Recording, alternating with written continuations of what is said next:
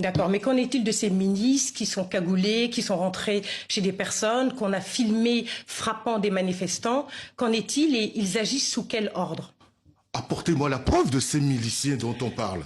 Vous ne savez pas l'existence de ces miliciens? Il n'y a pas de C'est miliciens. assez curieux puisque votre président, M. Faure Gnassingbé, a dit en 2017 à notre confrère de Jeune Afrique qu'il connaissait, qu'il connaissait ces milices et qu'il savait de quoi on parlait, même si c'était une situation embêtante. Et vous dites que aujourd'hui, des années plus tard, en 2025, vous n'avez pas connaissance de ces milices qui pourtant font peur à votre population. Les Togolais aujourd'hui ont peur, Monsieur le ministre. Vous me parlez des faits il y a quelques semaines. Oui, mais vous ne pouvez pas dire que vous n'avez jamais entendu parler des milices dans votre pays. Je n'ai jamais vu de miliciens. Vous n'avez pas non plus vu les vidéos qui circulent, vous n'avez pas entendu la population togolaise qui les a vues, qui a peur?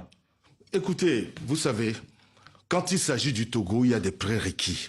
C'est pour ça qu'en début de notre conversation, je vous disais qu'il y a eu une tentative de fabrication d'une crise depuis l'extérieur pour salir l'image du Togo. Et qui fabrique cette crise? Une certaine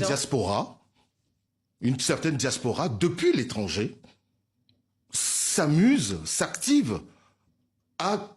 Vous avez quand même des vidéos. Bon, ça, ce n'est pas la réalité des Togolais. Revenons-en à notre propos. Parmi les nombreuses victimes, il y a un jeune adolescent dont vous avez forcément entendu parler, qui avait 15 ans, Jacques Kouani Kotoglo. Il symbolise en fait cette jeunesse qui est en souffrance. Il a été retrouvé mort dans une lagune, le visage tuméfié. Il n'avait pas participé à ces manifestations. Aujourd'hui, sa famille réclame véritablement une enquête indépendante. Que fait l'État concrètement pour ce genre de victimes? Mais d'abord, je m'incline.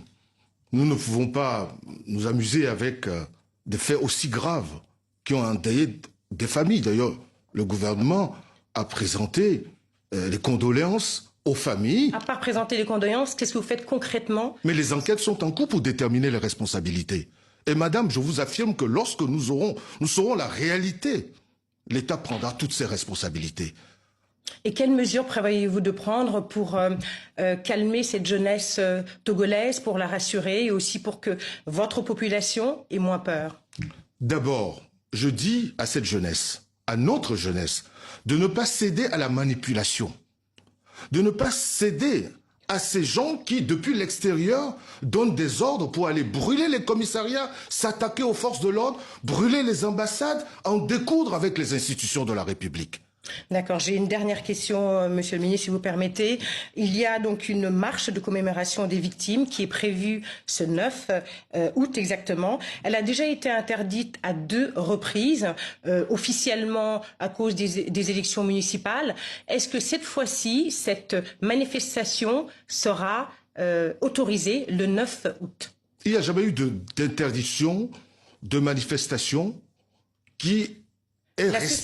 La société civile dit que 2 fois, elle a essayé de manifester et c'était justement pour commémorer ces victimes et que ça a été refusé. Donc, ma question est claire. Nous sommes le 2 août. Est-ce que le 9 août, cette manifestation sera autorisée? Si les organisateurs de cette marche ont fait ce qu'il faut en respectant les lois, nos lois, c'est-à-dire déclarer 5 jours ouvrables avant et qu'on connaisse les organisateurs, et qu'en concert avec le ministère de tutelle, pris ensemble des précautions.